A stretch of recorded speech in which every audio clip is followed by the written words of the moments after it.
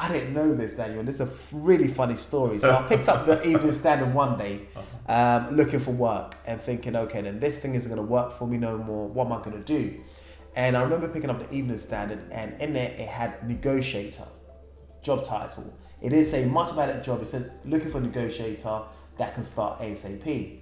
And when I looked at it, in my head, I always thought about a Samuel L. Jackson film, The Negotiator. Yeah. So I was like, this is great. This is always what I've been looking for. Until I got to the interview. And I found out that it was to do with a letters agent. Okay. So it was an estate agent. And Right. it was actually based in Hammersmith. We got on so well, they liked me, they offered me the job. But it was just such a commute, because at that time I was living in Lewisham. Right. So then I started to drop my CV at this time, and I started to go around the whole of Southeast London looking at estate agency, because now I got introduced to a new world, right? I was in advertising before, now I'm into real estate because it's a negotiator. Yeah. So that was what was like, yep, this is something I can do. So I was really excited about it. And so I went around to a estate agency, and I ended up coming to an estate agent in Lewisham. So I went into the office and I said, look, what's the manager? And at that time, the manager was on lunch. So I said, okay, then here's my CV to the guy that I gave it to. Less than an hour, I had a phone call from her. And I came back to the office. We had a brief informal chat and everything was with it. And the next thing, I knew they had offered me a job. So tell us a bit about the move back to Africa. Africa is not the West, first and foremost. And I think that's one of the things that we must understand, that there is a reason and a purpose which is innate within us why we want to go back to where we're from. And I think from that perspective, we should always understand that it's not going to be the West. Because if it was the West, there was no reason for you to consider going back. Right. There are systems, there are things that function, there are autonomous things that work and so forth. And Africa is not like that. And I think we need to accept it for what it is, first of all. And I think when we come to the realization of accepting it for what it is, it's then easy to then move forward from there. However, my experience of being there at that time when I went over there initially, and I worked over there in the central region, really kind of helped me to get a real understanding of the cultural differences, a real understanding of how the people work, how you can get them motivated, and their mindset. And this is by far one of the main reasons why I was able to then go back and set up over there, because without understanding the culture, without understanding the mindset of the people, it would be very challenging for you to go there and expect things to operate the way it does in the West. 1 + 1 in the West is 2. 1 + 1 in Africa is not 2. So as long as you understand that that's not going to happen.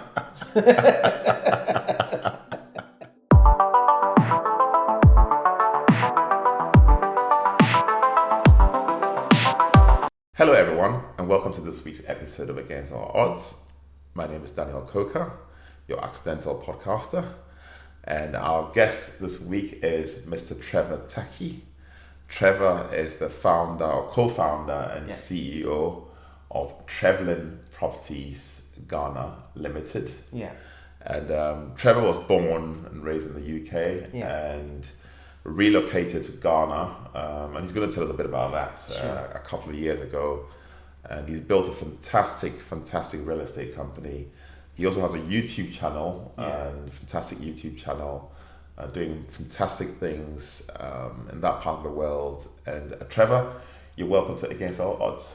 Thank you so much, Daniel. Really appreciate what you've been doing, and you've been doing fantastic work. I've been seeing your reels, and I'm enthusiastic and thrilled to be here, and there's an opportunity for me to be here as well. Yeah, thanks for making the time, because I know you're super busy, and you just kind of made this happen. Yes. And we're actually connected by Javon. Yes, we did. Javon is a great guy. I've known him. He's been to Ghana as well, and I mean, he was over in London. Yeah. And himself and his wife were actually in one of the properties that we manage in Kent. Okay. That's where they were living in, so we connected through that way. He came to Ghana some years back, and we also connected on that front, and then now he's in Dubai doing some great stuff over there. So it's through him, of course. Yeah. Fantastic. Small world. It's a very small world. So Trevor, tell us a bit about your story, because I don't get it. You know, you had everything going for you in London. You're born here. It wasn't like you're struggling and hustling here. No. Your wife's a GP. Yeah. You know, she had a good career. Yeah. And then guess what? COVID hit. Yeah. And then what happened? Tell us your story. Before this episode starts, I'd like to ask a big favor. Your subscription means a lot to us because the bigger this platform gets, the bigger the guests get. So do me a favor, please click on the subscribe button and the bell notification so that you don't miss out on any future episodes. Now let's get back to this episode. Very interesting, because the fact is, Ghana was always something that I had envisioned going to, even though I hadn't been there for over 25 years. Okay. So going back to 2008, I'd done a vision board, and I literally said, look, I want to be able to go to Ghana, and I want to be able to open up a real estate company there. I want to be able to open up hospitals, clinics, schools. These were some of the things I'd said to myself, and I'd written them down. And yeah, I think 2012 was the first time I'd gone to Ghana in over 25 years. Wow. Yes, and when I got there, I was there with my wife, and we had our small little boy, my first son. Mm-hmm. And I fell in love with the place. I saw that it had so much great potential. I saw that the people, they looked like me, and I didn't have to. I didn't have to force anything. Do you see what I mean? Yeah. And for me, it was just so refreshing and so calming. And from that point, I was just like, no, I've got to try and make something happen. So I was actually managing a company, a branch. It was a corporate organization. It was an estate agent. They've been around since 1946. They had about 80 offices. I was managing one of the branches in Balham at the time, and I'd relocated to Orpington and managing that branch. So in order for me to be able to go to Ghana, I actually took a 6-month sabbatical to go to Ghana and test it out, and see what the landscape was like over there from a working perspective. This was, of course, after my first visit. And so I started working with a developer who had around about 250 acres of land in central region, Kaswa. Okay. And so I started to work with them, and I was like, yeah, this is something definitely I can cut my teeth into, and that's effectively what happened. Fast forward in 2021, a few of myself, I was back in the UK, and I'd opened up a company called Trevlyn Properties, which we still have going on at the moment. So that's a UK arm of Trevlyn Properties, and Ghana will be Trevlyn Ghana. Right. Okay. So we've got the two operating side by side at the moment, and so fast forward in 2021, I came down to Ghana, and there was about 6 of us in a group that were looking to invest in real estate, and effectively what we're looking to do was acquire land, looking to do developments going forward. And when that happened, I was here for 10 days with the guys. In Ghana for 10 days with the guys, and when I saw the landscape of what was happening through COVID, Ghana was so happening. Like, restaurants were opening, clubs were opening, so many different things were opening. And I think at first I was like, why is COVID not having an impact in Ghana as it was in the UK? Because the UK was on a total shutdown at that time. But from getting to the airport, arriving at the airport, the way they were doing the hand sanitization, the way they were doing hand washing, the way they were doing the mask wearing, there were a lot of things that were in place that seemed more prepared than it was in the UK. So that totally threw me. So I was like, oh wow, they're managing it. But at the same time, you could also go out, and it was madness. For me, it was just a little crazy. So what I saw that was really interesting was that I saw a lot more younger audience of people. When I say younger audience of people, I saw people that in their 20s all the way to mid-30s who were working from Ghana remotely.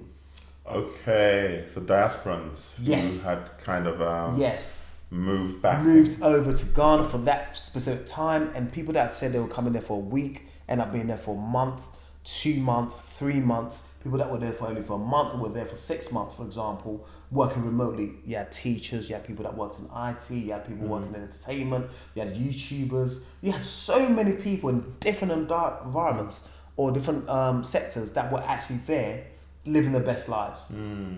So on my return back to the UK, I had a chat with the wife, and she was totally up for it. She was just like, do you know what? I need a different scenery, you know? So August of 2021, we relocated the whole family.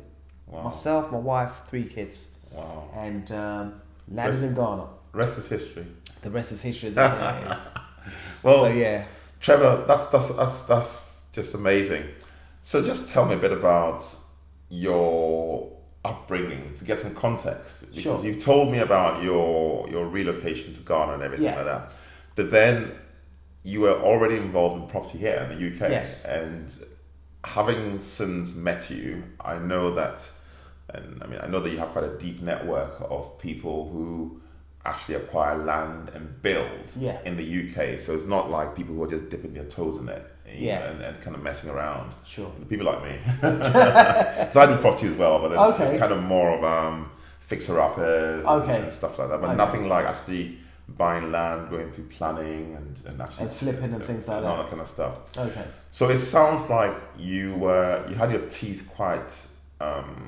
cut quite deep in property even before you relocated to Ghana. Oh yeah, I mean, I've been an estate agent for over 23 years.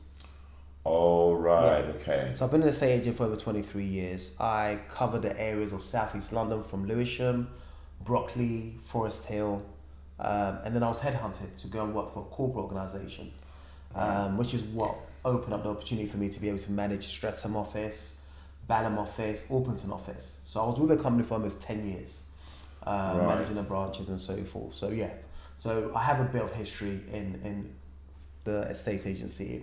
But how did you get into that in the first place? What's the story behind that? Very interesting question there, Daniel. So I had literally been working for an advertising company. We were doing internet. We were using internet, but it was almost like a directory. At that time, it was an A4. No, it was even smaller than an A4. It was almost like an A5. I don't know whether like really small directories that people used to flick through, and then they'll go onto the internet or type it in the URL details, and then obviously you then be able to do. So it was a time when internet was becoming e-commerce. Okay.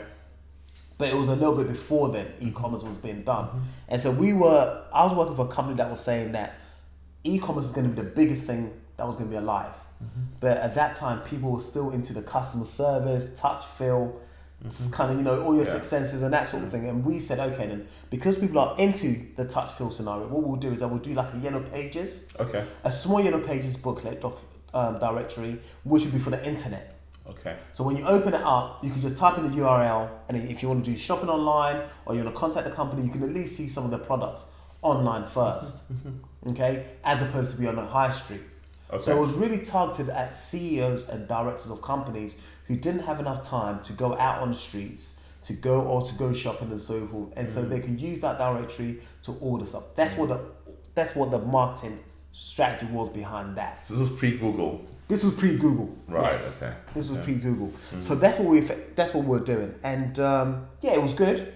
The company, in fact, offered to buy me a house because they wanted me to start to be there, like literally 24/7, to work there 7 o'clock in the morning, get to the office for 8, work there till 7 o'clock or 8 o'clock at night, and then what they'll do is that through my salary, I'll be paying a mortgage on the house that would be required, which was close to the office, because at that time I wasn't living too close to the office, so it was a bit of a trek, and they thought this would be a good synergy. Company will offer you a mortgage from your salary, and then obviously you go forward from there. So that's how it was. Unfortunately, it didn't pan out the way it was supposed to pan out, and I ended up looking for a job. Okay. Now, I didn't know this, Daniel, and this is a really funny story. So I picked up the Evening Standard one day, looking for work, and thinking, okay, then this thing isn't going to work for me no more. What am I going to do? And I remember picking up the Evening Standard, and in there it had negotiator, job title. It didn't say much about that job. It says looking for a negotiator that can start ASAP. And when I looked at it, in my head, I always thought about the Samuel L. Jackson film, The Negotiator. Yeah. So I was like, this is great. This is always what I've been looking for. Until I got to the interview. And I find out that it was to do with a letters agent. Okay. So it was an estate agent. And it was actually based in Hammersmith. We got on so well, they liked me, they offered me the job, but it was just such a commute, because that time I was living in Lewisham. Right, okay. SE13 location, or Catford thereabouts. It was many years ago. And so the commute from there to go to Hammersmith was way too long. So then I started to drop my CV at this time, and I started to go around the whole of Southeast London looking at estate agency, because now I got introduced to a new world, right? I was in advertising before, now I'm into real estate because it's a negotiator. So that was what was like, yep, this is something I can do. So I was really excited about it. And so I went around to a estate agency, and I ended up coming to an estate agent in Lewisham. And because I'd been doing sales and marketing for quite a while, I was just like, okay, this is something I'm going to have to do. So I went into the office and I said, look, what's the manager? And at that time, the manager was on lunch. So I said, okay, then here's my CV to the guy that I gave it to. How long will she take to come over? Blah, blah. They said, give her an hour or so, she'll be back. Less than an hour, I had a phone call from her. And I came back to the office. We had a brief informal chat and everything else with it. And the next thing, I knew they had offered me a job. And so I started a job. I had no car, no nothing. They gave me a car. At that time, it was a Vauxhall Polo. A small little car they offered me. Salary wasn't great, but guess what? It was commission based, basic salary, and you had a vehicle, right? At that time, I'd come out from advertising, I didn't have a car, and it was just literally, what am I going to do, commuting and things like that. So I was really happy about the car, by the way, and salary wasn't great. It wasn't nowhere near what I was getting before, but also you could get commission. And so that was, to me, it was a draw, it was a balance. So I was like, okay, let me give it a shot. And I turned out to be quite good at what I did. And so I was able to move from selling houses. I also wanted to try the rental market because I went over to Brockley. At that time, Brockley was doing very well. They had big houses over there. Tresillian Road, Breakspears Road were one of the main roads that was high value properties on that kind of stuff. But what happened was that I was in a sales only, because I moved from Lewisham office to Brockley office to do sales. And when I got to Brockley office, I was finding out that a lot of people were walking and asking for rentals as well. But we were solely a sales office. So I was like, this is a great opportunity for us to do business on the rental side of things. But the manager that I was working under at that time wasn't really bothered about that. He was just focused on sales. And so after a while, I was like, look, I really want to do some rentals, because the amount of people that are looking for rentals is too much. And that's also how I've moved from sales into rentals and then back and forth. So I was able to cover both areas, sales market and the rentals market. Was this within the same company? Within the same company. Oh, so you set the letting side up? I set the letting side up. I started working from Lewisham and then working in Forest Hill branches as well. So that was really good. And that's how I got into the rental side of things as well. Later on, a new manager came and took over on the rental side of things. So I decided to move everything onto the rental side. And now I was mostly in the rental side, earning decent money, and it was going really well. She was then looking to move, but I had no idea about this. I'd worked for them for about 2.5 years. I was looking for something new. So I handed my notice in, not knowing that she'd also handed her notice in. She moved over to the corporate organisation, and by the time I served my notice, she got me to go over to the corporate organisation. And so I literally migrated from one place, going under her, to go to another company under her. Because she was the manager now at the other place. So I was working there as a negotiator at that time. And that was fantastic. It gave me a real opportunity to work for a big corporate organisation. At that time, the company I worked for was a family-owned company. Right, okay. But now this was a corporate organisation with over 50 offices. From southwest wide to southeast wide of London. So southwest meaning like, West Country, meaning like Bristol, Oxford, that sort of thing. So they had offices in that location, all the way down to Carshalton, Redhill, Balham, Battersea, Streatham, all those kind of areas. They had offices, Morden and things like that. So I then worked for the Streatham office. Right.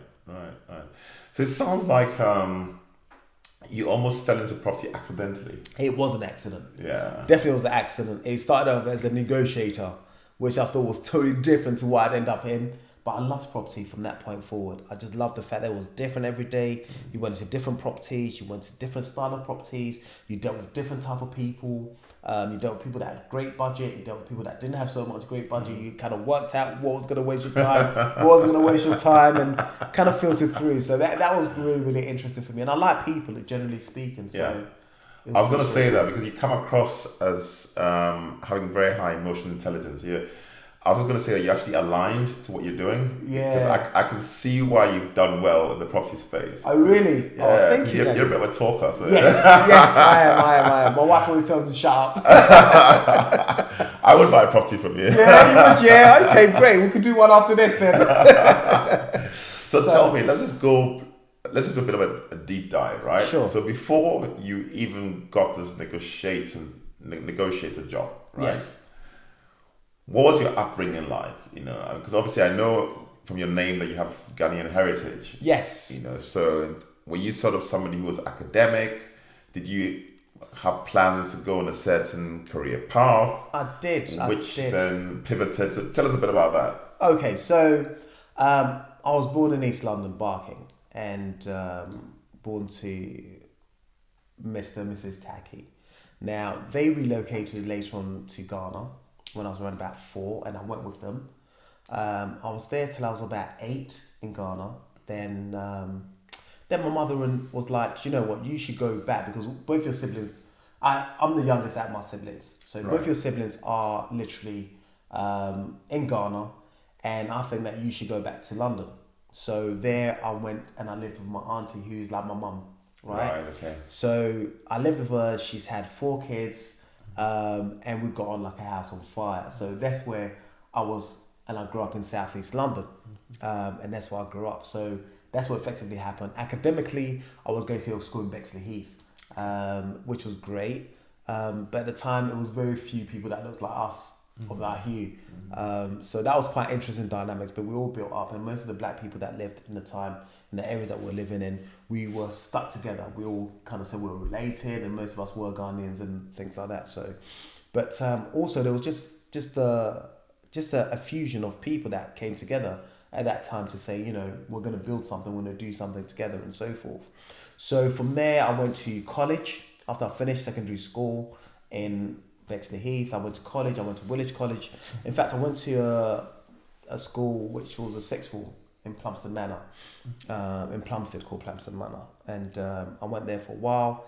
I was doing psychology, A-levels. I was doing, so long ago, I can't remember what it was, subjects I was doing. But then I went to do psychology A-level as well in Woolwich College. Finished there and went to University of North London.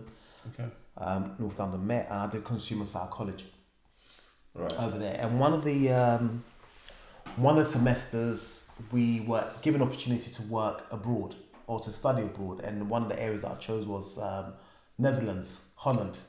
Yes, it was either Holland or Germany, and after so many things I heard about Germany, I was like, no, this is definitely not going to be a place for me that I'm going to be looking to dive into. So I decided to go to Netherlands. Yeah, and I worked in a place called, we studied in a place called Deventer or Apeldoorn. And there was a time, I don't know whether you remember it, 2001, there was a big fireworks that kicked off in Holland. It was in Enschede. So we were there at that time. And so there I studied European marketing, basically, over that side. And that was for a 6-month semester. Came back, finished off uni, and now I was looking for a job, and I wanted to go into advertising and marketing because that's what I was doing. I really, really liked advertising, and again, it comes back to a film that I've seen, Boomerang, with Eddie Murphy. Right. So I was like, advertising, this is great. This is what I love, be able to. I was just looking at the glamorized side of things, and then when I actually sat down with people that worked in advertising, they were like, nah, it's nothing like that. It's nothing like that at all. So that was a little different. Right. So from that point, I went actually to work for a telecommunications company. IT Telecommunications, that was in Victoria, and it was called, can I mention the name? Yeah, sure. Yeah, it was called Marcus Evans. It was a training and development company. They worked with a lot of the CEOs of telecoms companies, like at that time it was Marconi, it was AT&T, it was Telecel, Telitalia, Telewest.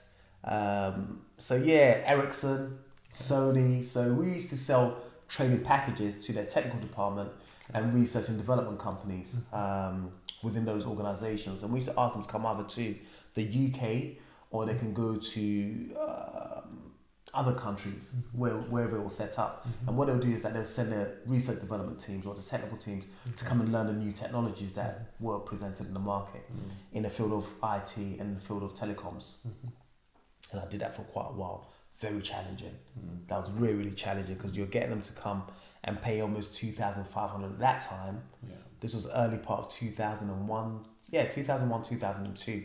Get them to send the delegates maybe from Italy, maybe from Spain to come to the UK. So it wasn't just a 2,500 training course. It was also their accommodation, how long they're going to be there for, and so forth. So it was quite an expensive, and they might send 2 or 3 people to come. So it was quite an expensive process. But once they get the knowledge and go back, they were able to implement voice over IP, voice over data, SMS. All of these things were introduced way back at that time. So what you're doing, FaceTiming and all that kind of stuff, those were the trainings that we were selling at that time. And I think it was NTT Docomo, which at that time were the first people to buy the actual mast for you to be able to do FaceTiming. So they had their flip phones. You could do FaceTiming. So they had a licensing to be able to allow those things to go on a platform and so forth and do it. So I worked with them for a while, and then I migrated from there to working for the directory with the internet. The dots are now connecting. Yes.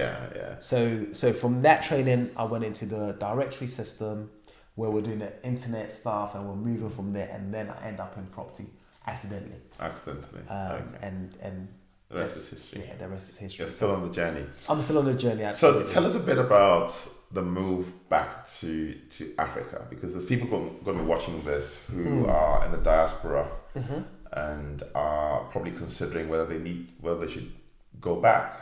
And we have a lot of people who have effectively changed the narrative. People like Ward Maya and people like that who've changed the narrative about the continent as a place of doing business and as a place of raising your family and all that. And it never used to be like that. No. But obviously there are challenges, because I'm quite in touch with various African countries. And there are realities on the ground that you almost need to adapt to. So for instance, you come to the United Kingdom, somebody says, come for this document at this time, you go and it's ready. Done. It's ready. But in certain parts of Africa, you go and it's like, no, come next week. But Daniel, that's what makes Africa so unique and so interesting, because Africa is not the West, first and foremost. And I think that's one of the things that we must understand, that there is a reason and a purpose which is innate within us why we want to go back to where we're from. And I think from that perspective, we should always understand that it's not going to be the West. Because if it was the West, there was no reason for you to consider going back. Okay, so I think the whole idea of going back to it and making sure that it's like the West defeats the whole objective of why you're going back in the first place. Because the West is done as it is over here. There are systems, there are things that function, there are autonomous things that work and so forth. And Africa is not like that. And I think we need to accept it for what it is, first of all. And I think when we come to the realization of accepting it for what it is, it's then easier to then move forward from there. Okay? So that would be the first thing that I would say. Because you're absolutely right. You organize something and you expect it to be done, and it's not done. And there is no urgency behind it. There is no force or anything. There's no sort of like embarrassment that, you told me I was going to get it at 1 o'clock. I'm here at 1 o'clock and it's not here. I'm here 2 o'clock still. An hour later and it's still not here. And there's you're going to get it when you get it. Really, there's a response you're going to get. However, my experience of being there at that time when I went over there initially and I worked over there in the central region really, really kind of helped me to get a real understanding of the cultural differences, a real understanding of how the people work, how you can get them motivated, and their mindset. And this is by far one of the main reasons why I was able to then go back and set up over there, because without understanding the culture, without understanding the mindset of the people, it would be very challenging for you to go there and expect things to operate the way it does in the West. 1 + 1 in the West is 2. 1 + 1 in Africa is not 2. So as long as you understand that that's not going to happen.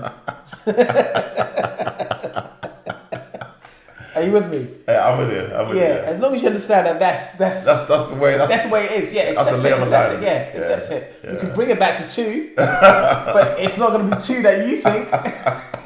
It's going to be a version of 2. A version of 2, right? And you got to live with that. You got to be happy enough to live with it. Just like you go there and you know that you're not African as such. You have African heritage, but your environment and your culture being in the West. When you get over there, it's not going to be the same because you're going to be taxed more. It's just a matter of fact. I know, no matter what, when I go to buy something, I am going to be taxed.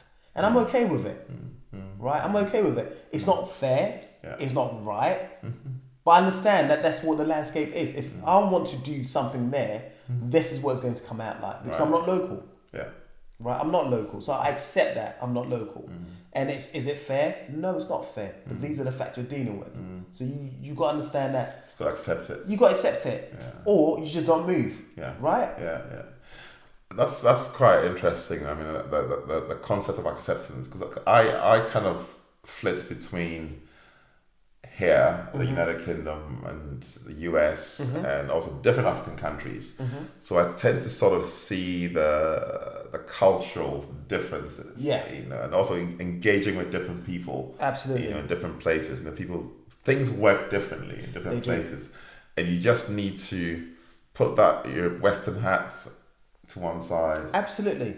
Go with the flow and learn how to make things better. Go with the flow and actually get to learn. Once you've learned and you understand what is actually how things are working, you can then actually start to influence change, right? But if you go there and you want to resist, it's an analogy would be almost like throwing vinegar into the sea, into the ocean, and expecting the sea to turn into vinegar. It's never going to happen, right? But if you took a little cup of the seawater and you put a whole gallon of vinegar in it, it's more likely to turn, right? Yeah. And that's the same method that I think people should probably try and consider. Okay. It may not work for everybody. And Africa's not for everybody. That's the first and foremost thing. But guess what? It's got the biggest growth.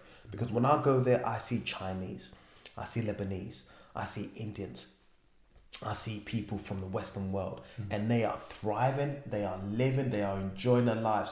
And I'm like, hold on a minute. Why is it that the blacks who have heritages in Africa, who have potential to be there, their parents are from there and so forth, have so much to say about how things do not work, but yet these people are able to make things work and they're thriving, So when I look at that, I'm like, no, I don't want to be sat here in the West 5 years from now, 10 years from now, when Ghana is at its peak. Then I'm like, this is now time for me to return back. And there was nothing that I can literally afford, where I can work, where I can commute for, where I can commute to, where I can eat, where my kids can go to school. I'm not in that framework to be able to accommodate that. And I'm renting in the country that I'm from. And I'm literally become a guest again. I'm a guest here. Yes, I was born in the UK. And yes, I was raised up in the UK. But effectively, I'm still a guest. Because at the end of the day, someone can come from Lithuania. Someone can come from Poland. If they've got an English name or an English accent, they're more acceptable in this community than I would, who was born and raised over here. Because of either the way I look, mostly, of my hue, that would pretty much determine. But if someone from Lithuania came and they said their name was Trevor and they had an accent like I do, I guarantee you, more than likely, they would be able, if they had the same personality or the same traits, they'd be able to go a bit further. Yeah, that's true. Right? Yes. And that's a fact you've got to live with. That's very much the case. And I think you've hit the nail right on the head. So Trevor, in terms of, because I know your property company is kind of on the higher scale. Like yes. You do middle to high end. Yeah, middle to high end. And I've had a look at some of the projects that you're working on, the projects that you're involved with, because you have a wonderful YouTube channel as well, which I'm going to put the details on this podcast as well. I appreciate that. So if I'd like to subscribe to Trevor's channel, it's fantastic. It's him and his wife. Yes. and they do a wonderful, presentation of the various properties that they're selling and all that. Thank you, Dan. So, how have you managed to get the level of quality that people in the diaspora are kind of accustomed to? Because, yes. I mean, I've gone to houses in Ghana, right, and I can count the number of houses in Ghana where I've been, where the steps are even. Well, Daniel, that's what we're trying to avoid over here. Absolutely right. You know what? I've actually tripped on a few of those stairs, right? And that's what made me decide that, look, I'm definitely going to present this. This is not going to go on the channel. But I think once you've made up your mind that you're going to go for quality, I think once you've decided that you're going to work for a market that are going to be able to enjoy the benefits of what they were experiencing over here. And it shouldn't be a prerequisite. It should be standard, right? But we also know that there's a lot of defaults back home. Like you mentioned, things aren't the way it's supposed to be. But we need people from the diaspora. We need people to come back down. We need people in so many industries that will come down with their expertise. And guys, to be honest with you, it's not easy to come over there and with that expectation and so forth. But guess what? Your small little part that you can do to brighten up your corner, someone said to me, it helps, because it helps somebody else who's looking at you as an example to be like, do you know what? If you can do it, I definitely can. Okay? And that's what we want to try and do. So just a little bit that you can do to brighten your corner will help someone like Daniel to also say, do you know what? I can come down and do it as well. So, that's one of the things. You're inspiring me. Trevor, as we bring this conversation to a close, Sure. What inspires you?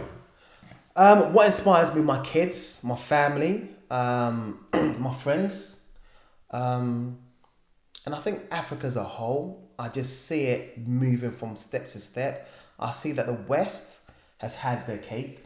I think they've eaten it quite well, and I think it's time. And I truly believe that there might be an exodus of those that are in the diaspora, looking at other places where they'll be valued, looking at other places that they will be held accountable, and where they can actually see contribution, that they've actually contributed something to and been valued again. So I think those kind of things are what really inspire me about the future and about what's going to happen. And I want my kids to grow up knowing that they are, firstly, they're African, and the whole African continent belongs to them. They're born and raised in the UK, but they should also know the other side and know that no matter where you go, no matter how you do things, you're always going to be considered as an African. And it's better for you to accept it, that you are African and that you've got something in Africa to go back to, than to convince yourself that you're Western because you're born over here. And and then you're facing the glass ceiling.